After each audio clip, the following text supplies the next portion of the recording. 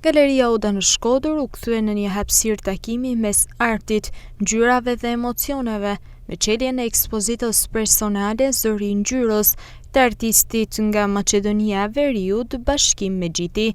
Për herë të parë para publikut shkodran, Megjiti prezantoi një përzgjedhje veprash që pasqyrojnë rrugëtimin e tij të gjatë krijues në pikturë dhe skulpturë. Ekspozita tërhoqi ardashës, artistë e dashamirës të kulturës, të cilët patën mundësinë të njihen nga afër me botën artistike të autorit, ku ngjyra dhe forma ndërthuren në një dialog të veçantë emocional. Unë personte ndi një kënaqësi dhe emocion të veçantë që jam në Shkodër, në qytet që ka një traditë të pasur kulturore dhe artistik, një qytet që gjithashtu ditë të vlerësoj dhe të çmojë punën e artit dhe të shpirtin krijues.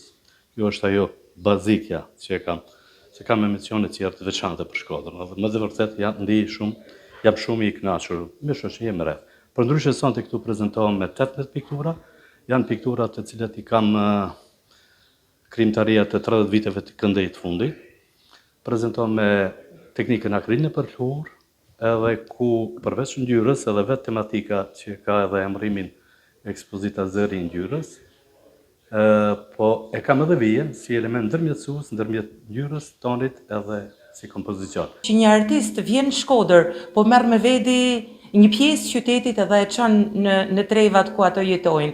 Dhe është shumë i rëndësishëm ky bashkëpunim, se përveç artit na komunikojmë me vlerat e qytetit, na komunikojmë me lidhjet për planet që kena për ekspozitat ardhshme.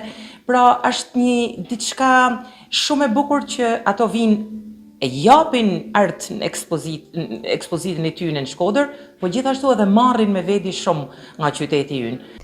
Një nga themeluesit e Fakultetit të Arteve në Universitetin e Tetovës dhe profesor me një karrierë mbi 3 dekada, Bashkim Megjiti vlerësohet për kontributin e tij në artin bashkëkohor shqiptar. Krijimtaria e tij është prezantuar ndër vitin në galeri dhe qendra të rëndësishme artistike në Europë dhe më gjerë. Ekspozita Zëri i ngjyrës solli në Shkodër jo vetëm veprat e një artisti me përvojë të spikatur, por edhe një urë komunikimi kulturor mes artistëve dhe publikut, duke pasuruar më tej jetën artistike të qytetit.